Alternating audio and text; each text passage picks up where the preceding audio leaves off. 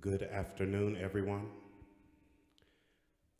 Okay, now this is a jazz vesper, and a part of jazz is call and response. So, good afternoon, everyone. There we are. Wonderful. It is good to see all of you here in the sanctuary. It is good to see those of you who are joining us online. I am C. Anthony Bryant. I am music leader here at Park Avenue. Um, oh, thank you, thank you, thank you. We are so honored to have a good friend of mine here with us on this afternoon, none other than Mr. Eric Scott Reed.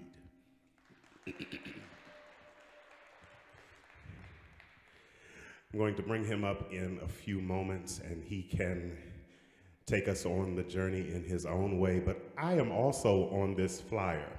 And so that means apparently I have to do some things too. So today will be fairly informal. We are just going to be ourselves in whatever way that takes shape. And one of the ways in which I am myself is that I sing things sometimes.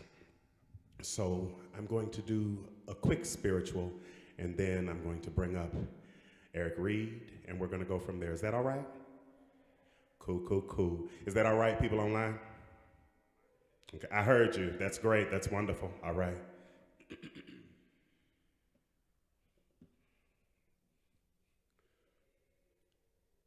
I am a poor pilgrim of sorrow. I'm lost in this wide world alone. No hope have I for tomorrow. I'm trying to make heaven my home. I am a poor pilgrim of sorrow. I'm lost in this wide world alone. No hope have I for tomorrow. I'm trying to make heaven my home. Sometimes I am tossed and driven, Lord. Sometimes I don't know where to roam, but I've heard of a city called heaven. I'm trying to make heaven my home. My mother, she's gone to old glory. My daddy's still walking in sin. My brothers and sisters won't own me because I am trying to get in. Sometimes I am tossed and driven, Lord. Sometimes I don't know where to roam, but I've heard of a city called heaven. I'm trying to make heaven my home. Sometimes I am tossed and driven, Lord.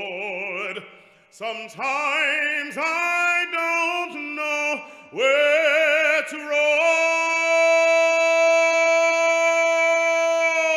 roam, but I've heard of city called heaven.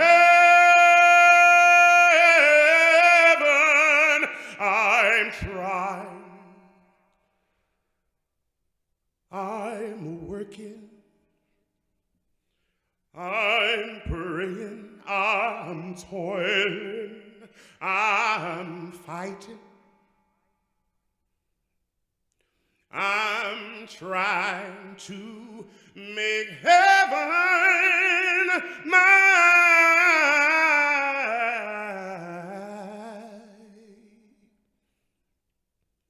Home.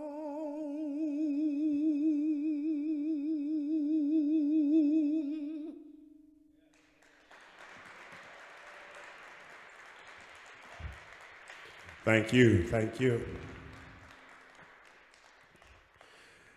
Coming to the fore of the sanctuary now is my friend and my brother, one who I love and who I can call my friend, Mr. Eric Reed.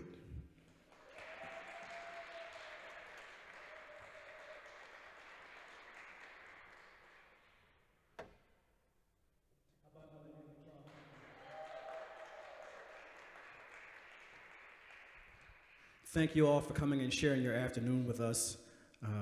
We're not going to be before you long. I'm going to give you the whole church script there. I'm a preacher's kid. We won't be before you long. And we're not collecting the offering, I don't think. Not without passing the basket around. But we are very glad to be here to be able to share with you. And I was so glad that my little brother, Charles, decided to ask us to participate for this Vespers. I want you to say hello to someone that I also call a brother and a friend, not just a phenomenal musician, but a phenomenal artist. Say hello to Mr. Desron Douglas. Desron Douglas.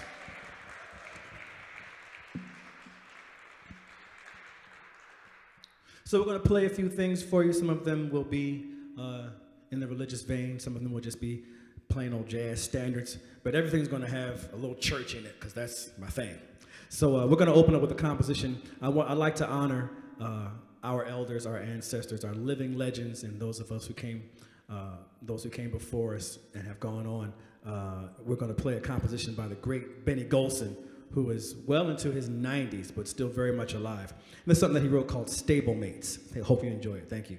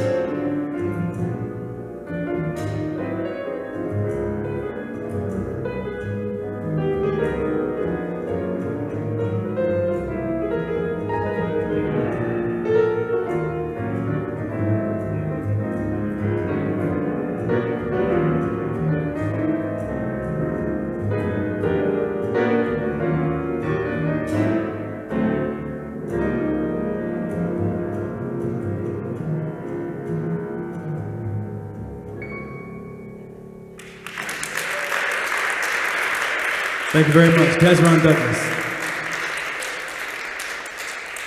We're going to move on to, sometimes I feel super old. I know I'm not super old, I'm older, as the younger folks remind me. But sometimes when I consider, when I look back over my life, I'm still here. No, I can't sing that song yet. But when I just think about how much things have changed, not just since the pandemic, not just since 9/11, not just since all these different events that take place that kind of move the needle forward in time. But I think about just going back to like 1970 when I was actually born and what was going on in life. And then all of a sudden, it seemed like around 1988, 89, life just said, whew, with the internet. The internet just brought everything, all the information, travels faster. It used to be days before you found out somebody died, right? And then you weren't quite sure. Like, well, are they or aren't they? Like now, somebody will be dead like 5 hours after somebody actually, it's like you just put it on Instagram. Oh, rest in peace, so-and-so. Rest in peace. I just saw him 3 minutes ago. And looking at this music now on my iPad. I mean, back in the day, we had, books of music this thick. I was out with any big band I work with, the Clayton Hamilton Orchestra or the Gerald Wilson Orchestra or the Jazz and Lincoln Center Orchestra, and we used to travel, the country, travel the world with suitcases full of music. The piano book was this thick, music on both sides, and just pages and pages. Because if you know anything about Wynton Marsalis, he's just writing, and the pages is falling off the piano, and I got somebody turning pages and like just picking up, it's just insanity. And now, boom, here, and it's done, right? So just looking at this kind of just made me feel old all of a sudden. But anyway, just want to put that out there. It's been a wonderful journey. It's been great. I want to see what's happening in the next 10 years. We're going to now pay tribute to another marvelous, it's difficult to just say him, to refer to him as a composer or a saxophone player because he was so very many things. Talking about the late, great Wayne Shorter. How about a hand for Wayne Shorter? And,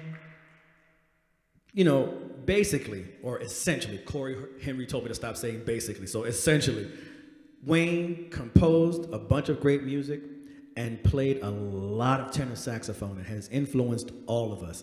But he was so much more than that. What he meant to musicians, to the music world, just to the world at large.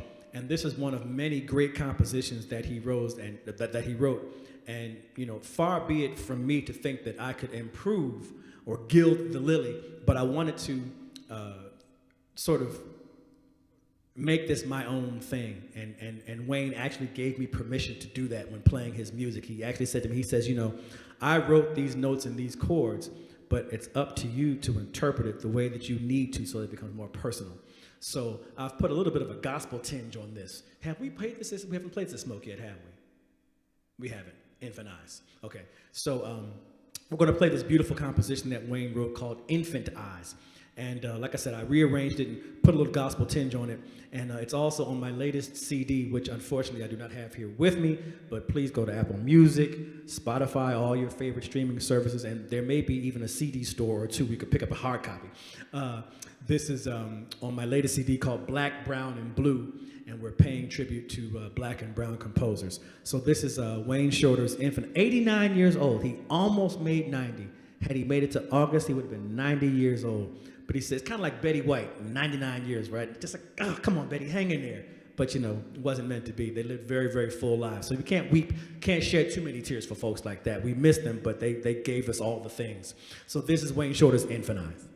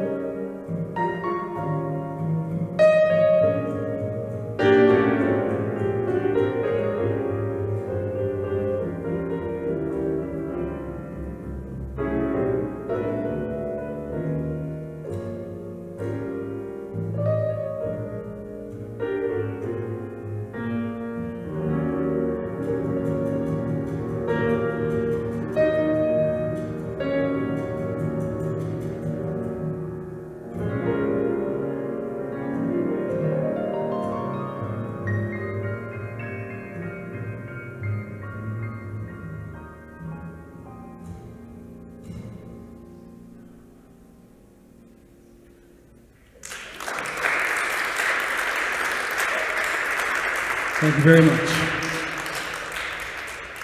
Going to move on to a composition that I wrote not too long after my father died some years ago. And if you've lost a parent or a loved one, a friend, or whatever, you often think about times where you've missed having certain conversations. When my father died, I was 31, and I felt like half of an orphan. Even though I was good and grown, I really wasn't. I was legally an adult, but I wasn't grown. I didn't get grown until I was about 50. Yeah, but emotionally, I'm still kind of 19, you know? But no, that's kind of how it happens. And again, you know, losing a parent sort of takes you back to just like this childlike type of thing. And there were so many things that I wanted to ask my father about life, about his life. And I began to realize that I didn't really know my father. My father was from a different generation, born, the silent generation, born in the Deep South during the Depression, Jim Crow, racism, all of that. And quite frankly, it wasn't something that he wanted to talk about. I mean, and I can understand that. I can give him grace for not being as open about talking about these traumatic things. And of course, that generation, I was just talking about this with my little brother Charles, you know, that generation, they weren't given the agency to have feelings. They couldn't afford to have feelings. It was life or death. Feelings went wherever they went, and you had to go to work and survive. That was basically it. And the sacrifices that that generation made for us to allow us to be able to have conversations and to go to therapy. And still in this country, the idea of mental health still not being taken seriously, and just ancestral trauma and generational trauma, being able to sit and discuss. I was just talking with my brother Desron just about life stuff. And it's the kind of thing that I hope with my generation on, that we can just continue to just be vulnerable to each other and have real conversations without the toxicity and without the judgment. And the conversations that I wanted to have with my dad, asking him about marriage, children, life in general. So many things that I wished that I had thought to broach with him and just took time for granted, you know? So that's what this song is about. And I hope you enjoy it. It's called Wish.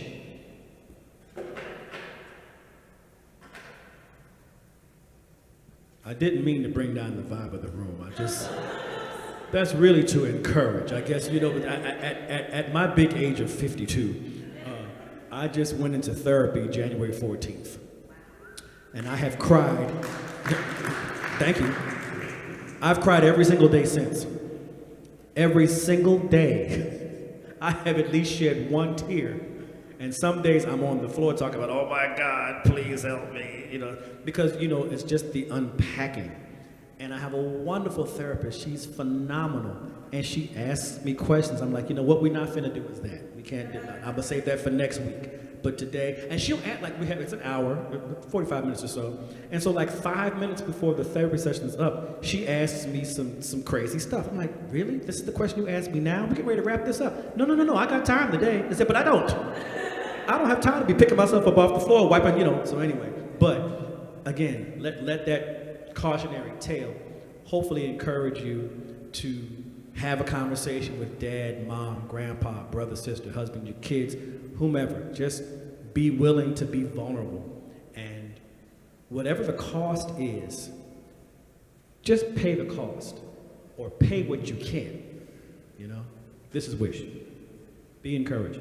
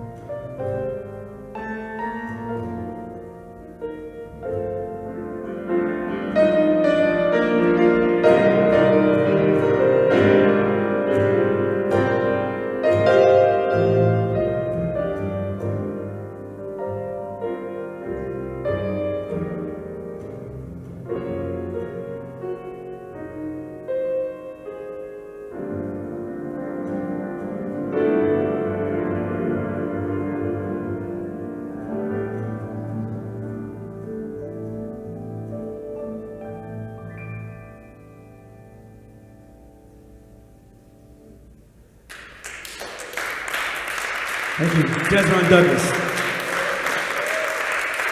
Thank you. So yes, ask those questions now. We're going to wrap up this portion of the service by bringing up my little brother, Mr. Charles Anthony Bryant. Welcome him back to the stage. Charles is always someone that I draw great motivation to create.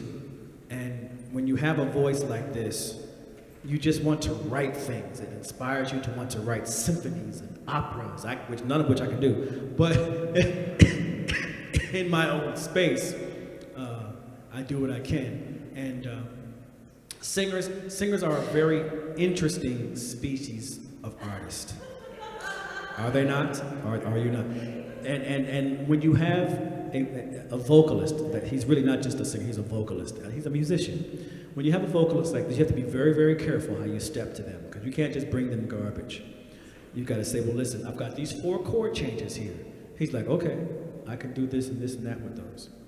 And then I let them run with it, because I know he's going to handle it, so it's all good. So back when I was here in November, since November, I don't know if you all are familiar with this local New York legend who really should have blossomed beyond the city, a lady by the name of Miss Eunice Newkirk, who passed recently. And I just worked with her in November at a church over on the east side. And she was the picture of health. And she was singing her face off. You could find her maybe on Instagram videos and things like that. And then she went to sleep, and that was it. I was like, wow. But when I was here in November, Charles and I got together here, and I wanted to work out some things that I'd been hearing, specifically with his voice in my head, not for anybody else's voice. These things might work for other people, but I had Charles's voice in mind. That's real inspiration right there.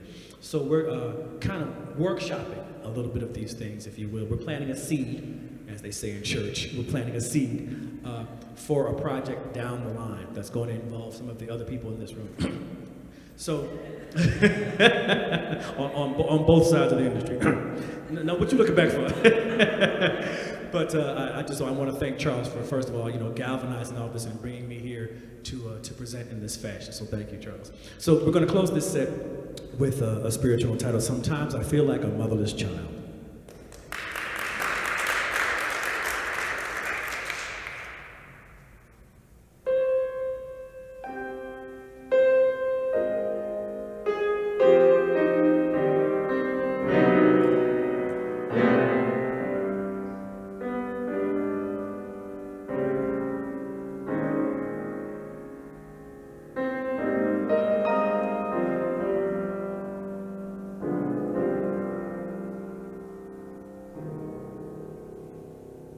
Sometimes I feel like a motherless child. Sometimes I feel like a motherless child. Sometimes I feel like a motherless child, a long way from home.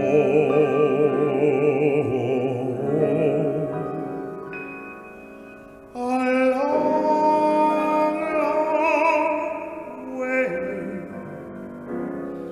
from home.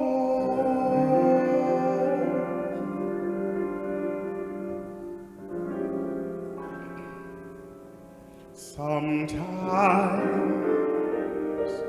I feel like I'm almost gone. Sometimes I feel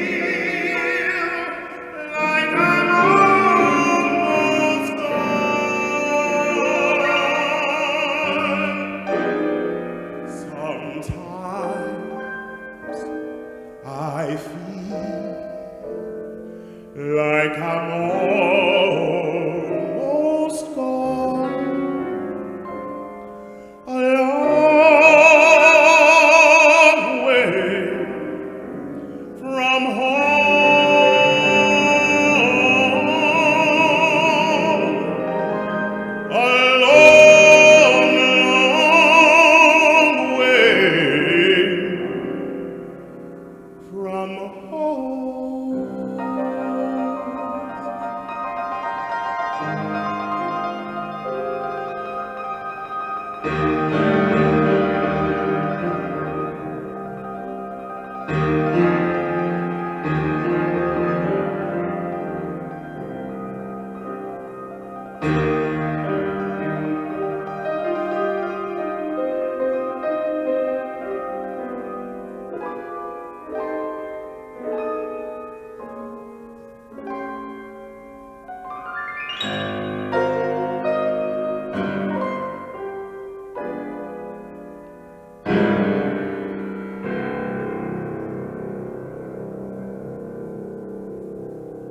True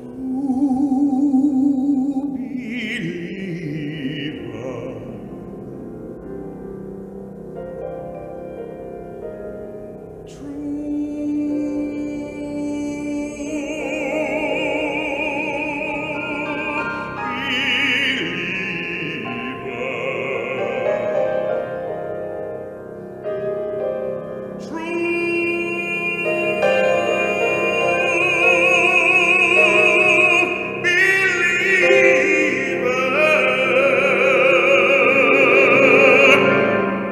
a long way from home,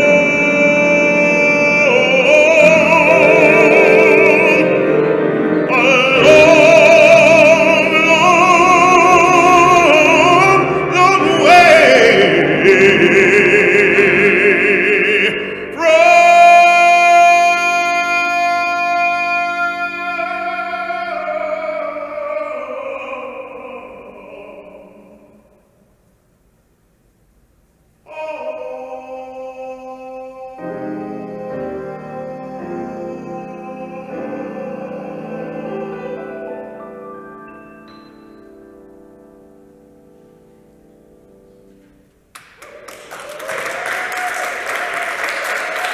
See Anthony Bryant. Thank you so much. We'll be right back. Please give it up for Eric Reed.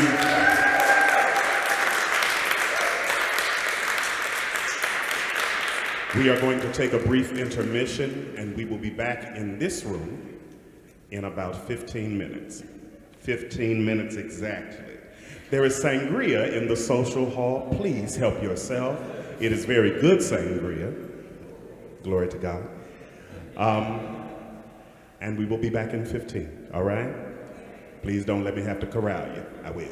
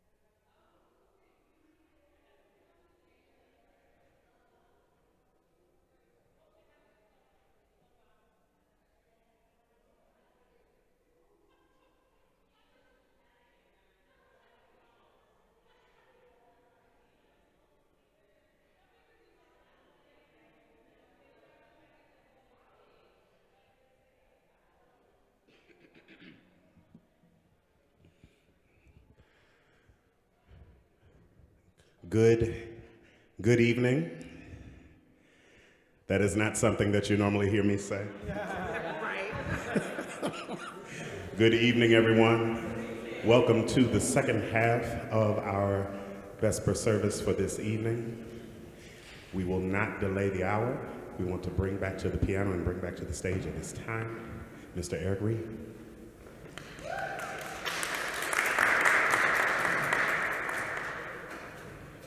Thank you so much. We're going to get right into another original composition. I think I'm done with this. I think I can put this away. All right, good. We're going to start off with an original composition entitled Una Mujer Muy Elegante. So for you Spanish-speaking types, for those of you who do not speak Spanish, that's a very elegant lady. So I'd like to dedicate that to a wonderful woman that I mentioned in the first half, Miss Eunice Newkirk. This is for her. Very elegant lady. Una mujer muy elegante.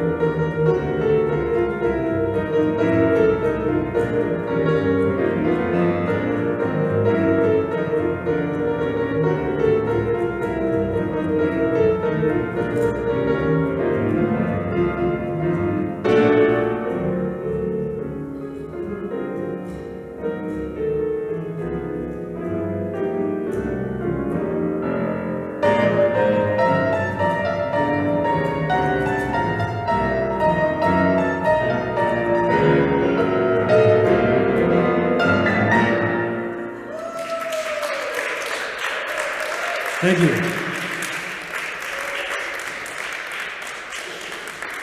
That was a composition by the great Thelonious Monk. Oh, I'm not cutting off no applause. Sorry, y'all. Okay? Yeah.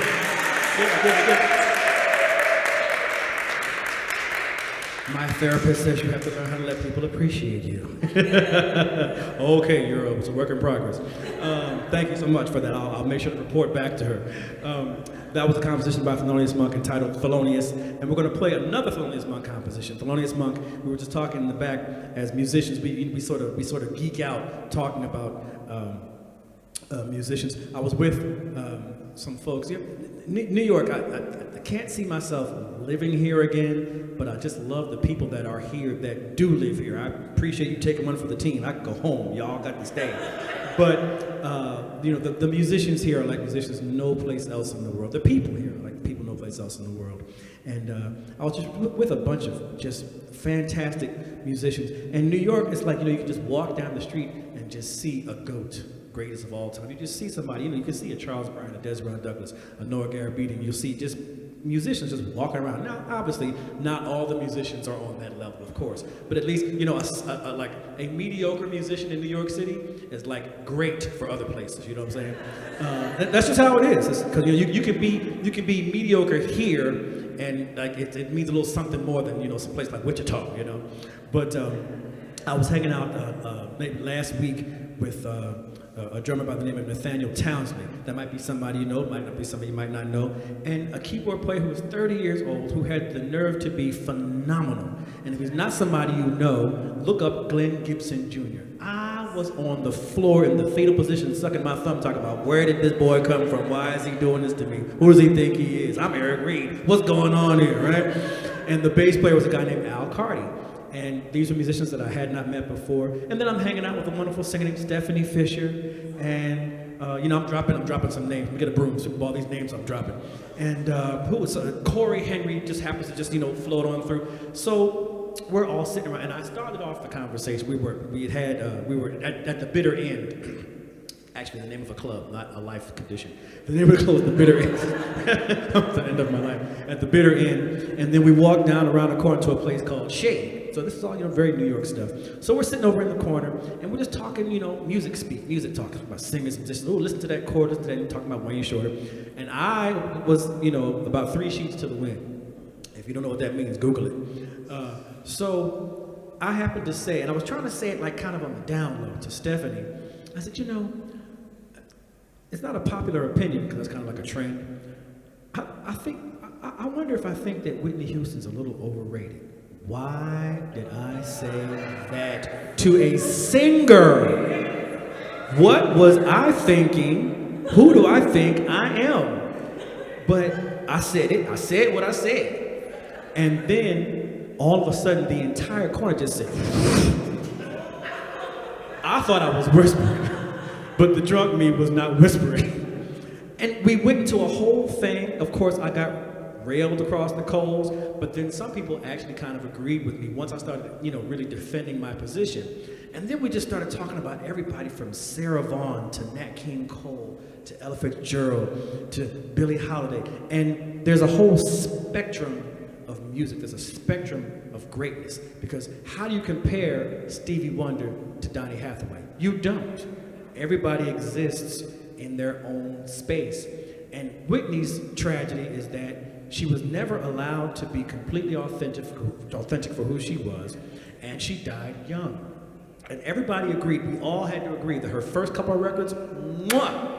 And then her voice started to, get kind of all shot up. So it wasn't even really fair to make a comment like that because she didn't really get a chance to really be who she could have been. She had a great voice. I love Whitney's voice, fantastic. But I think sometimes it went just a little bit overboard with the hero worship because like some of that later stuff, I was like, left me a little, But just the conversations we're having. So thinking about somebody like Thelonious Monk. Thelonious Monk is one of these player-composers who, if you take away his compositions, you'd still have Thelonious Monk, the genius pianist. If you took away his piano playing, you still have Thelonious Monk, the genius composer. And we were in the back trying to figure out who else we could say that about. Wayne Shorter, of course. Who else was it? Charles Mingus, Duke Ellington.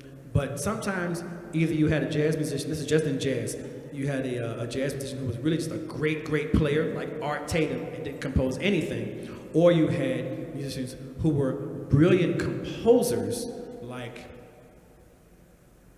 I'm stuck, but didn't, Tad Damron, you know, not considered high in the ranks of jazz piano playing, and even he would have said that about himself, but as a composer, right? So anyway, I play Thelonious Monk's music because it's just so inspiring.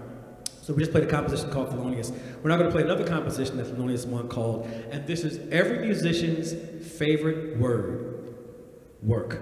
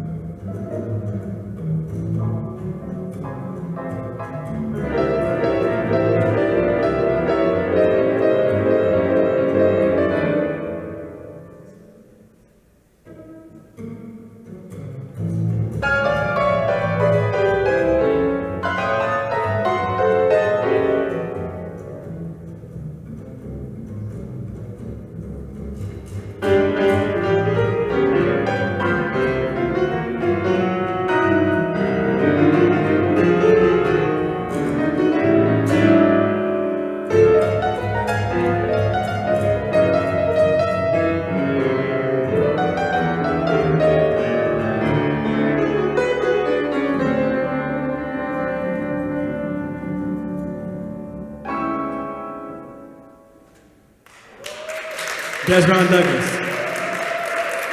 Thank you very much. Thank you. Thelonious Monk's music is always a whole lot of fun. And now we're going to wrap up this portion of the set with, I guess, sort of a benediction, but I'm going to bring my little brother, Mr. Charles Bryant, back to the stage. Everybody, Mr. Charles Bryant. And these are a couple more things that we had been workshopping. And again, when you have a voice like that of C. Anthony Bryant, it just inspires you to greater heights. You really want to try to, it kind of reminds me of, if I can be so bold as to make an analogy, like when you think about Burt Bacharach and Dionne Warwick. And Burt Bacharach had written, and he just passed this year. How about a hand for Burt Bacharach? Yeah. Well, how about a hand for Burt Bacharach? How soon we forget. Wrote so many wonderful songs, and had it not been for that great voice of Dionne Warwick, that pairing was just absolutely classic. Or the pairing of, if you know gospel music, Walter Hawkins and Tremaine Hawkins. And again, far be it from me to be a critic or to criticize. Tremaine Hawkins has put out a lot of recordings and has sung a lot of great songs, but I don't think anybody's written for her the way her ex-husband Walter wrote for her. He just knew and understood her voice. I mean, they grew up together. They were like, 9 and 11 years old when they first met in the Bay Area. And just the voice inspires you to really want to just create. And Charles's voice definitely does that for me. I haven't created anything yet, but definitely doing some arranging. So we're going to do a couple more spirituals. We're going to do Didn't My Lord Deliver Daniel, and then Wade in the Water. Thank you once again. I appreciate you. Thank you.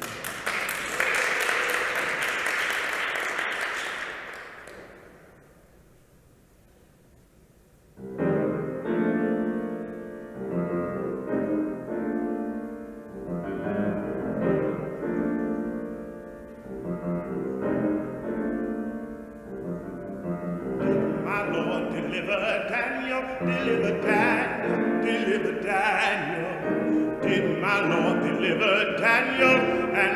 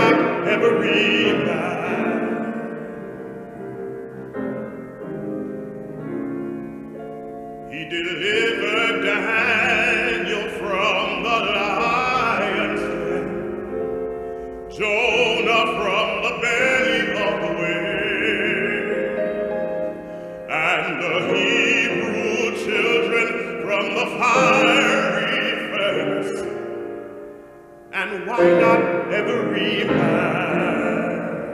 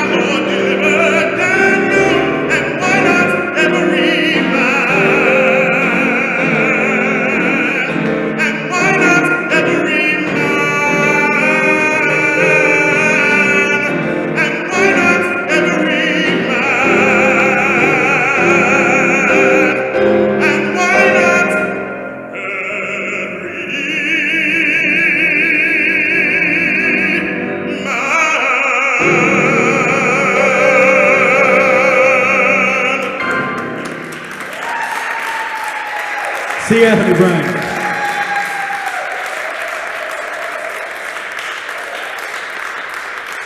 Eric Scott Reed.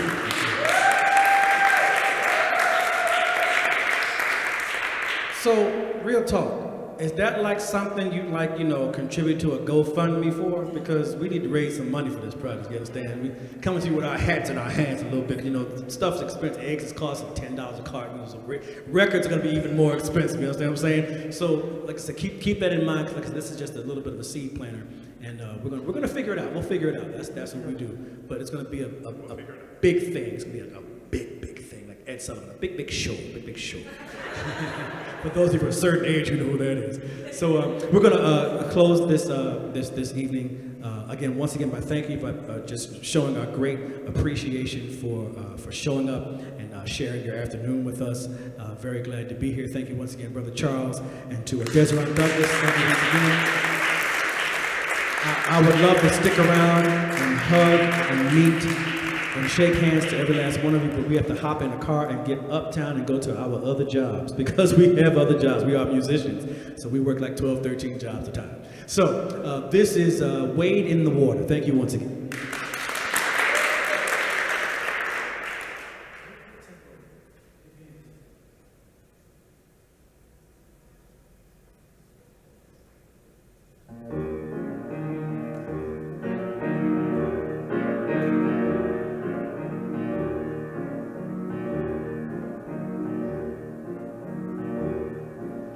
Wade in the water, wade in the water, children, wade in the water. God's gonna trouble the water, wade in the water, wade in the water, children, wade in the water. God's gonna trouble the water. See that host all dressed in white.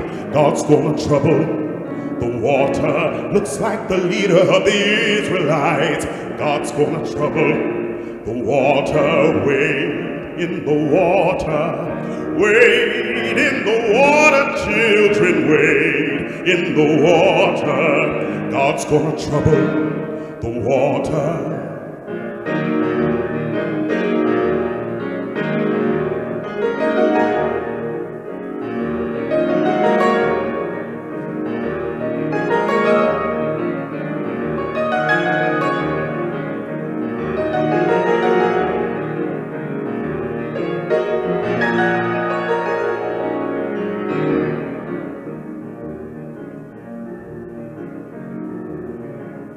Wade in the water, wade in the water, children, wade in the water.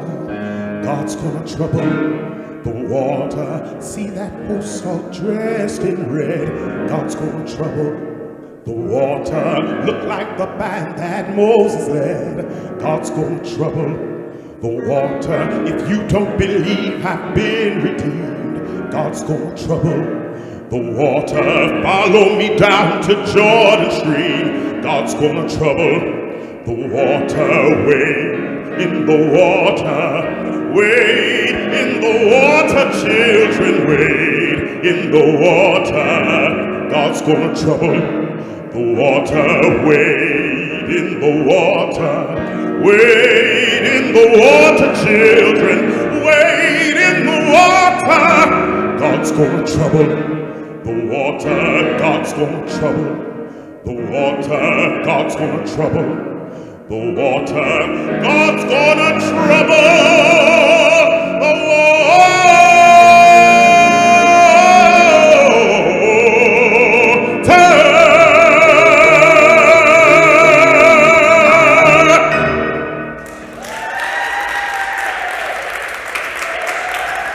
Eric Reed.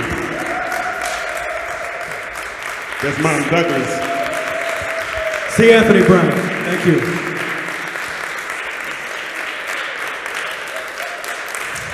Thank you all so very much for being here.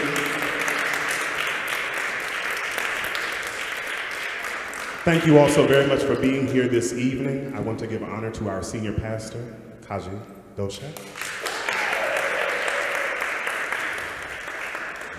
If you are interested in knowing more about Jazz at the Park, the Vesper series here at the church, you can sign up. I believe there is a graphic for that. I could be wrong. If there is no graphic, you can see me. I will take your email address and I'll put you on the list myself. There we are. Our next Vesper will be on Saturday, April 22nd. Saturday, April 22nd at 4:30 p.m. Our artist is Luther Allison. Thank you so very much.